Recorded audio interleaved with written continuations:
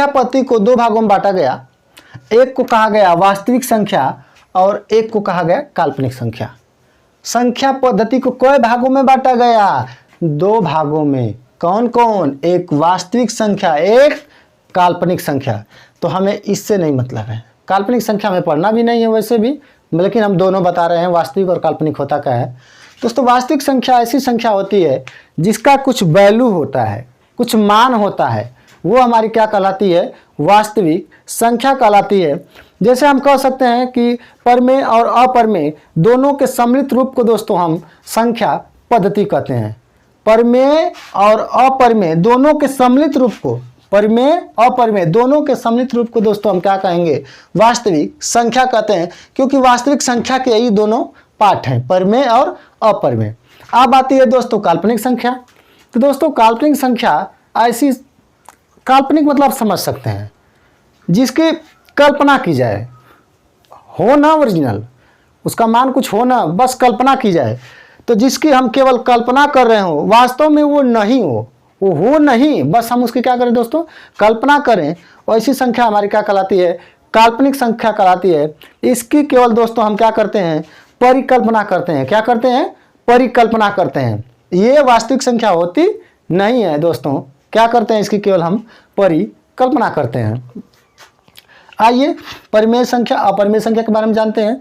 दोस्तों परिमेय संख्या और अपरिमेय संख्या होती क्या है, सबसे पहले इसको जानेंगे, फिर हम आपको शुरू से लेकर चलेंगे, एक एक प्राकृतिक से स्टार्ट करेंगे। पूर्ण संख्या, पूर्णांक संख्या, धन पूर्णांक, ऋण पूर्णांक, सम संख्या, विषम, अभाज्य, भाज्य, सब डाउट इसी में क्लियर कर दूंगा और सारी संख्याओं को मैं बता भी दूंगा। तो दोस्तों वास्तविक संख्या क्या होता है? वास्तविक संख्या के दो पार्ट, तो वास्तविक संख्या की परिभाषा भी बता दिए। इसके दो पार्ट हुए, परिमेय और अपरिमेय। वास्तविक संख्या के कोई पार्ट? दो पार्ट, परिमेय और अपरिमेय। तो दोस्तों परिमेय संख्या, अपरिमेय संख्या क्या होता है? तो परिमेय संख्या दोस्तों होता है ऐसी संख्या जिसे हम p/क्यूब के रूप में लिखते हैं और q is equal not zero, माने q का मान यहाँ जीरो नहीं होगा। सब कुछ होगा, एक होगा, दो होगा, तीन होगा, लेकिन जीरो नहीं होगा। ऐसी संख्या हमारी क्या कहलाएगी? परिमेय संख्या। आज जहाँ दोस्तों p क्या होता है? p का मान एक पूर्णांक संख्या होती है, जैसे वो धन पूर्णांक भी हो सकती है, ऋण पूर्णांक भी हो सकती है, क्योंकि पूर्णांक तो हमारी दो होती हैं, एक धनात्मक, एक ऋणात्मक। और दोस्तों अपरिमेय संख्या उसी का उल्टा ले लीजिए, जिसे हम p/क्यूब के रूप में न लिखें उसे हम क्या कहेंगे? अपरिमेय संख्या कहेंगे। तो कोई डाउट हो तो पूछ लेना आप कमेंट करके। चलिए दोस्तों, अब परिमेय संख्याओं को दो भागों में तीन भागों में बांटा गया। कितने भागों में? तीन भागों में। इसके कितने बच्चे हुए? तीन बच्चे हुए। कौन कौन? एक प्राकृतिक संख्या, एक प्राकृतिक संख्या, एक पूर्ण संख्या और एक दोस्तों कौन हुई?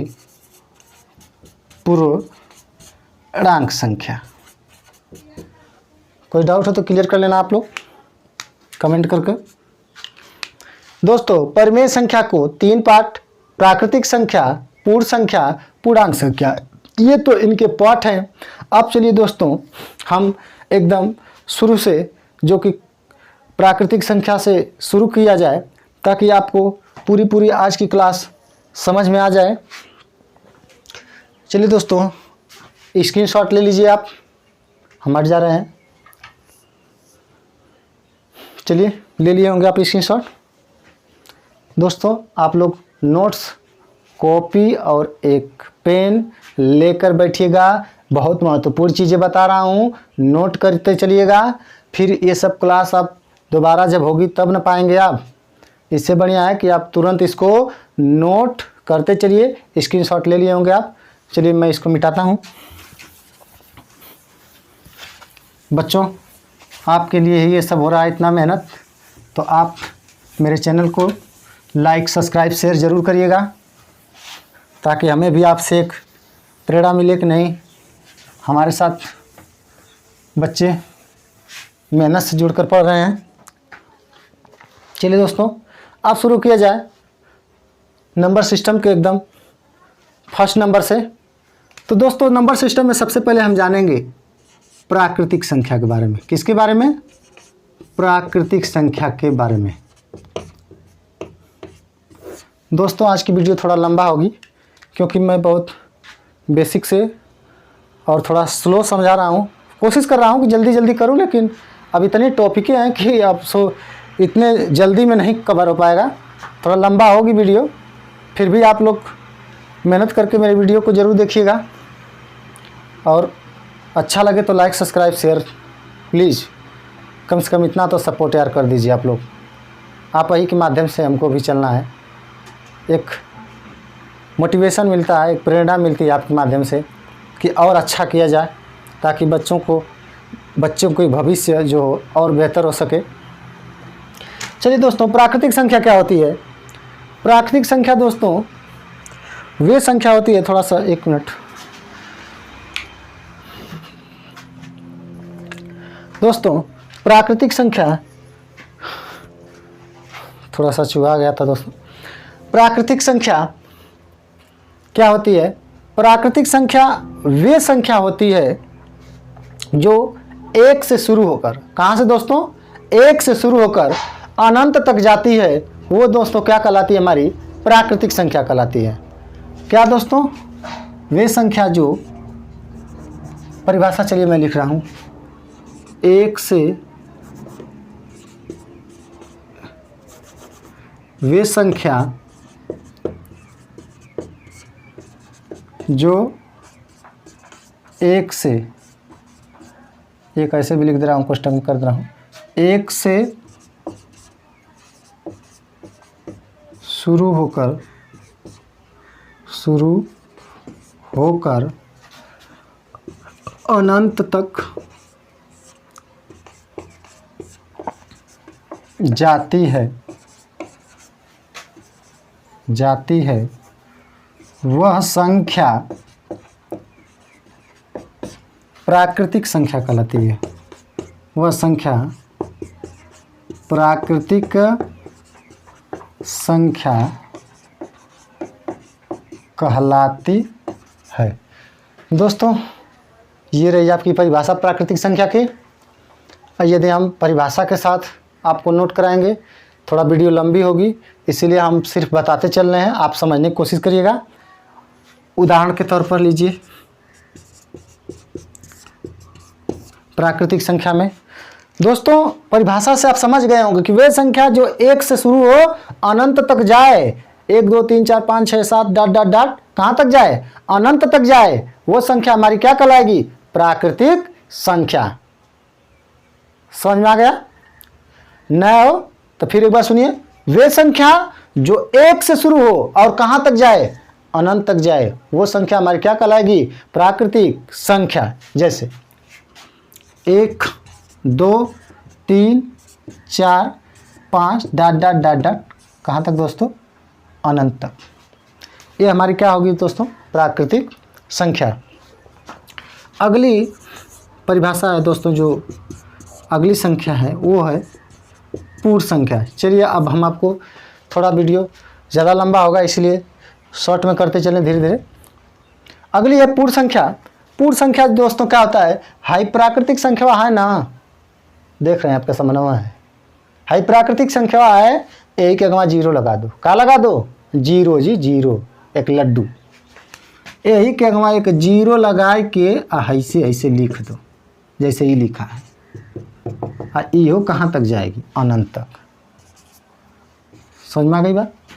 ऐसी संख्या जो जीरो से शुरू होकर और अनंत तक जाए, वो संख्या क्या कहलाएगी? पूर्ण संख्या। बात समझ में आई? ऐसी संख्या जो शून्य से शुरू हो, जीरो से शुरू हो और अनंत तक जाती है, वो दोस्तों क्या कहलाती है? हमारी पूर्ण संख्या। चलिए आगे बढ़ा जाए। समझ में आए तो आप लोग मुझे कमेंट करके ज़रूर बताइए कि हाँ सर आज की क्लास बहुत बढ़िया है, और आपके लिए बहुत हम दोस्तों मेहनत करके आज की क्लास बना रहे हैं, ताकि वीडियो शूट कर रहे हैं, ताकि बहुत गर्मी भी है आज। दोस्तों पूर्ण संख्याओं को दो भागों में डिनोट किया गया। कितने भागों में बांटा गया? दो भागों में बांटा गया।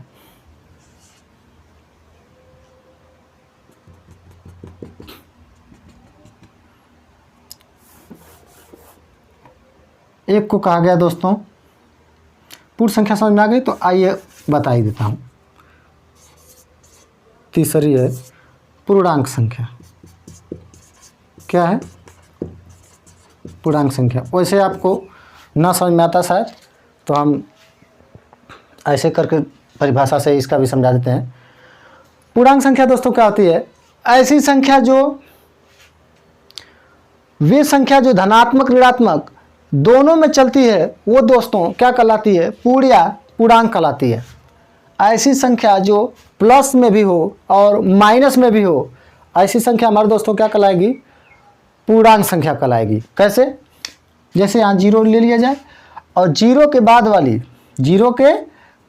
जो भी हो, +1 +2 +3 डॉट डॉट डॉट प्लस अनंत तक, और 0 के पहले -1 -2 -3 डॉट डॉट डॉट माइनस अनंत तक। ये हमारी दोस्तों क्या कहलाएगी? पूर्णांक संख्या कहलाएगी। कौन? वे संख्या जो धनात्मक में भी हो और ऋणात्मक में भी हो, ये हमारी क्या है? दो पूर्णांक है। तो दोस्तों पूर्णांकों को दो भागों में बांटा गया। एक को कहा गया ऋण पूर्णांक, एक को कहा गया ऋण पूर्णांक, और एक को कहा गया धन पूर्णांक।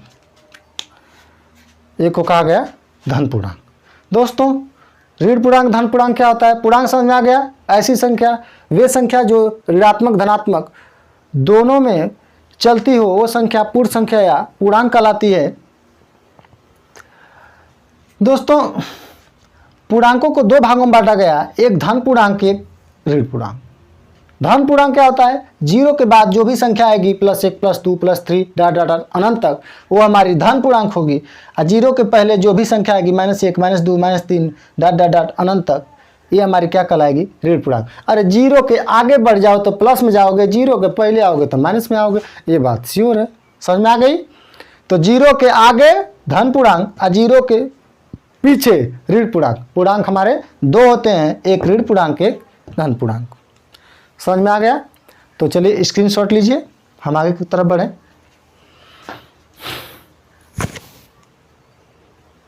चलिए स्क्रीनशॉट आप ले लिए होंगे। अगली जो संख्या पढ़ना है हमें, ये सब दोस्तों संख्या पद्धति के अंतर्गत है। अभी आगे जाके इतना इम्पोर्टेंट चीज़ मैं आपको बताऊंगा कि जो कि पेपर में यूपी टेट में आए हुए हैं और यूपीपी में भी यहाँ से प्रश्न बना है। उत्तर प्रदेश पुलिस की जो परीक्षा होती है उसमें भी यहाँ से प्रश्न बना है, और टेट सी टेट में भी प्रश्न बना है। तो आप लोग वीडियो के अंत तक बने रहिएगा। जब मैं मेहनत करके पढ़ा रहा हूँ तो आपका फ़र्ज़ बनता है कि आप भी मेहनत करके हमारे साथ जुड़ के पढ़ें, क्योंकि दोस्तों मेहनत से ही सब कुछ हासिल होता है। अगली परिमेय संख्या मैं वहाँ बता चुका था, फिर मैं कहा ना कि शुरू से चलेंगे, तो चलिए वो तो बेसिक से था, थोड़ा सा इसको आगे की तरफ चला जाए। तो अगली जो संख्या है दोस्तों, हमें परिमेय संख्या पढ़ना है।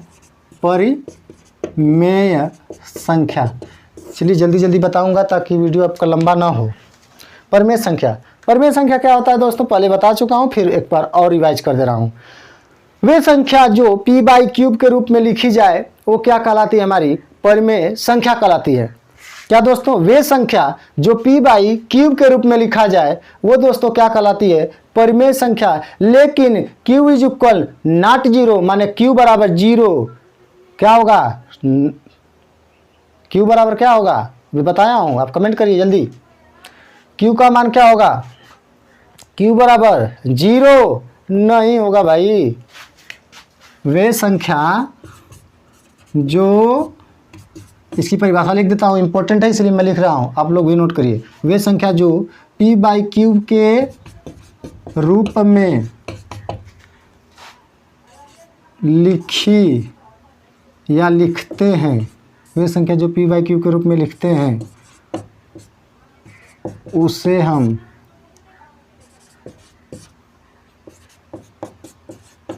परिमेय संख्या कहते हैं। वे संख्या जो p बाई क्यू के रूप में लिखते हैं उसे हम परिमेय संख्या कहते हैं। समझ में आ गई?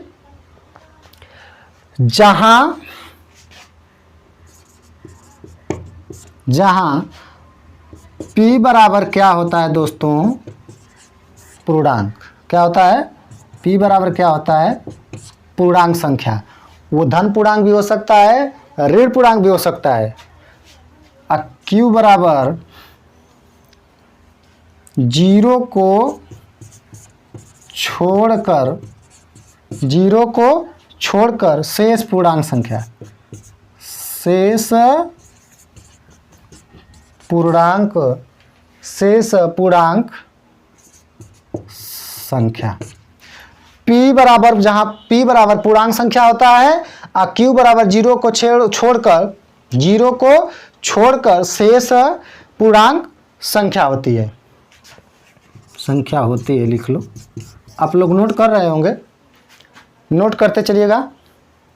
तो इसको मैं शॉर्ट में दोस्तों लिखूं तो p by Q, q is equal लिख सकता हूं यहाँ पर मैं q is equal not zero, ऐसे कॉमा दे दीजिएगा। इसकी शॉर्ट ले लीजिए या नोट कर रहे होंगे तो नोट करिए।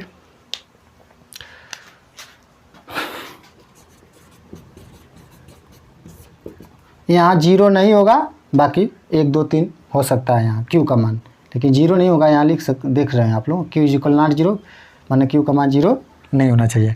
उदाहरण में दोस्तों जैसे 3/7, 5/8, 5/1, -3/7, आप लोग बताएंगे 3/0 ये परिमेय संख्या है कि नहीं? और ये भी बताइएगा,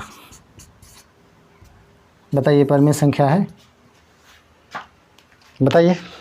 ये कहेंगे सर जी p है, q है, इसलिए परिमेय संख्या है, क्योंकि p बाई क्यू के रूप में है। 5/8 ये भी p बाई क्यू है, p माने q माने है, ये भी है, ये भी है, ये भी है, लेकिन ये है, अरे है देखो है, निचवा जीरो है, निचवा जीरो है, तो क्या ये परिमेय संख्या होगी? बताइए आप लोग। नीचे जीरो है तो ये परिमेय संख्या होगी?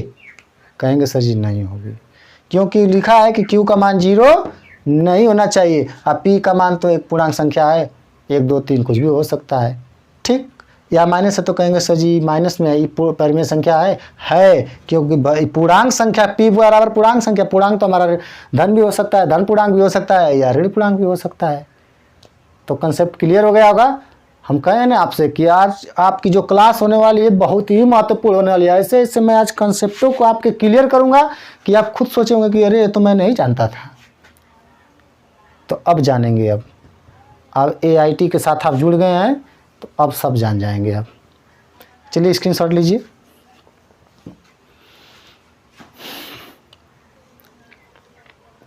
चलिए मिटा दें दोस्तों।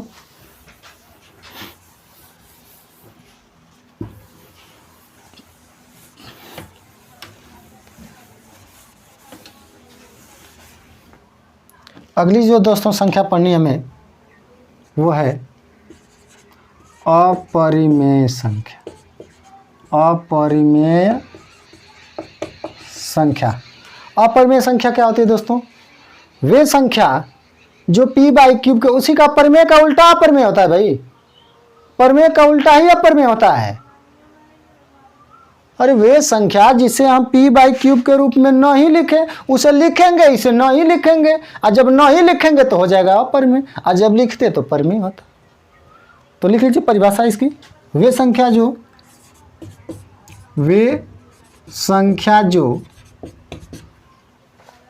p बाई क्यूब के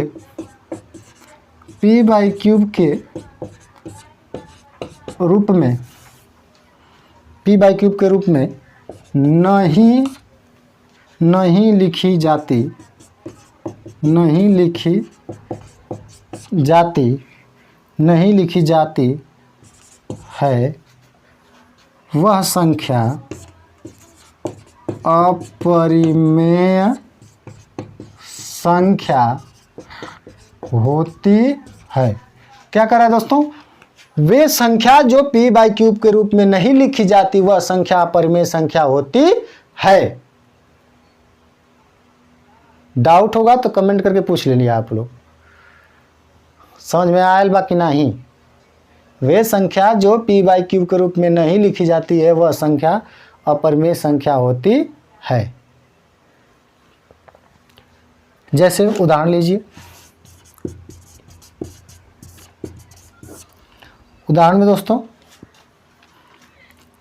करड़ी में 2, करड़ी में 3, करड़ी में 5। आप लोग बताइए ये परमेय है कि अपरमेय? करड़ी में ये तो लिखे हैं, ये बताइए परमेय है कि अपरमेय? कहेंगे सर जी जिसका वर्गमूल निकलता है करणी से बाहर वो तो परिमेय होती है, और जिसका न निकलता है, इसका निकटतम मान निकलता है इसीलिए इसको नहीं लेते हैं। तो जो उसका, आपको मैं ट्रिक बताता हूँ, जिसका वर्गमूल करणी से निकल जाए वो परिमेय लीजिएगा, और जिसका न निकले वर्गमूल करणी से बाहर वो क्या लीजिएगा? अपरिमेय। जैसे करणी में 2 क्या वर्गमूल निकलेगा इसका? नहीं निकलेगा। कड़ी में 3 का निकलेगा? नहीं निकलेगा। कड़ी में 5 का निकलेगा? नहीं निकलेगा। कड़ी में 4 का निकल जाएगा। देखिए निकाल के देखिए, ये परिमेय हो जाएगी। जैसे कड़ी में 4 को हम लिख सकते हैं कड़ी में 2 गुणे कड़ी में 2, जोड़ा बनेगा तो बाहर आ जाएगा 2, तो ये हो जाएगा परिमेय। कैसे होगा? कहेंगे सर जी खाली 2 ही तो निकला। अरे तो भाई नीचवा 1 मान लो ना, IP हो गया, IQ हो गया। 1 मानने में क्या जाता है हर में। चलिए, लेकिन दोस्तों यहाँ एक नोट कर लीजिएगा आप, बहुत ही इंपॉर्टेंट नोट है यहाँ। अब यही जो बता रहा हूँ, यही प्रश्न पूछा था यूपी टेट में कि बताइए पाई कैसी संख्या है। अरे पाई क्या होता है? पाई का मान, पाई का मान क्या होता है? अरे पाई क्या है? परिमेय है कि अपरिमेय है? यहीं से पूछा था कि पाई क्या है, परिमेय कि अपरिमेय। तो नोट करिएगा आप लोग, पाई अपरिमेय हो, पाई क्या होती है दोस्तों? अपरिमेय संख्या होती है। पाई क्या होती है? अपरिमेय संख्या होती है। अब पाई का मान जो होता है, पाई का मान कितना होता है? 22/7। आप लोग को पता होगा पाई का जो मनवा होता है, 22/7 लो, इसको मिटा दिए। पाई का मान सभी लोग जानते हैं कि 22/7 होता है। नहीं समझ में आए तो यहाँ पर आप लोग नोट कर लीजिएगा, पाई बराबर होता है 22/7। नोट कर लीजिएगा आप लोग। पाई का जो मान होता है दोस्तों, ये परिमेय होता है, लेकिन पाई पूछे अपरिमेय।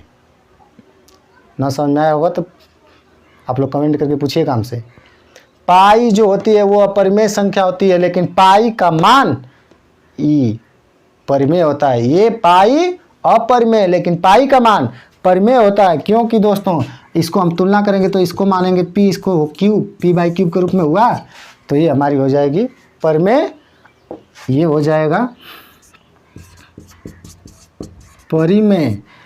लेकिन पाई जो होगी वो क्या होगी? अपरिमेय। पाई का मान परिमेय और पाई अपरिमेय होती है। याद रखिएगा, पूछता है कि पाई क्या है, परिमेय कि अपरिमेय, तो आप लोग तुरंत दिमाग में नोट कर लेना, पाई अपरिमेय होती है। ठीक है, चलिए आगे बढ़ा जाए। स्क्रीनशॉट लीजिए जल्दी जल्दी। चलिए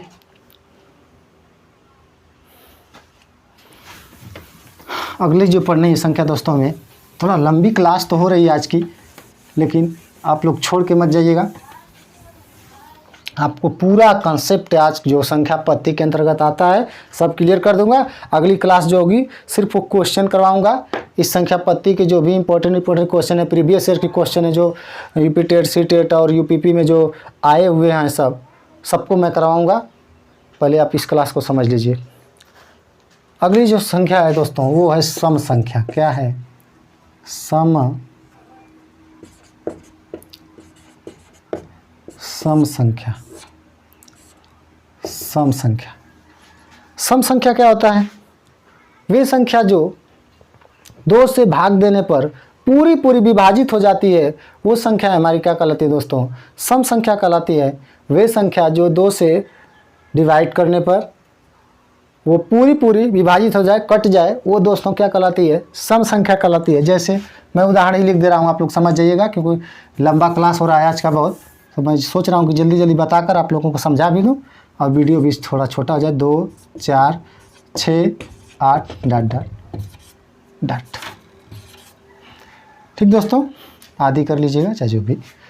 वे संख्या जो 2 से भाग देने पर या 2 से डिवाइड करने पर पूरी पूरी विभाजित हो जाती है वो संख्या क्या कहलाती है? सम संख्या कहलाती है। 2, 4, 6, 8 डॉट डॉट डॉट, ये दोस्तों कैसी संख्या है? सम संख्या है। चलिए अगली आइए। अगली संख्या जो दोस्तों है वो विषम संख्या। विषम संख्या क्या होती है? वे संख्या जिसमें 2 से भाग देने पर न कटे, सम का उल्टा विषम होता है। वे संख्या जो 2 से डिवाइड किया जाए और वो न कटे, वो संख्या का क्या कहलाती है दोस्तों? विषम संख्या कहलाती है। क्या? वे संख्या जो 2 से भाग देने पर वो न कटे, सम का उल्टा विषम होता है। 2 से भाग दो और वो न कटे तो विषम हो जाएगा। विषम संख्या कौन कौन होती है? 1, 3, 5, 7 डॉट डॉट डॉट कर दे रहे हैं। ये हमारी संख्या विषम संख्या होती है दोस्तों। अगला जो है नंबर है तीसरा, भाज्य संख्या। समझ में तो आप लोग को आ ही रहा होगा, इतनी छोटी छोटी चीज़ तो हम 6 से 8 तक ही पढ़ लेते हैं, प्राइमरी में भी ये सब है, सम विषम संख्या है सब। चलिए, भाज्य संख्या क्या होता है दोस्तों? लिखा है ये भाज्य संख्या, आप लोग समझ जाइएगा। अब कमेंट करिए भाज्य संख्या क्या होता है। जितने लोग जुड़े हैं कमेंट करिए भाज्य संख्या क्या होता है। कमेंट करिए जल्दी जल्दी, चलिए जल्दी।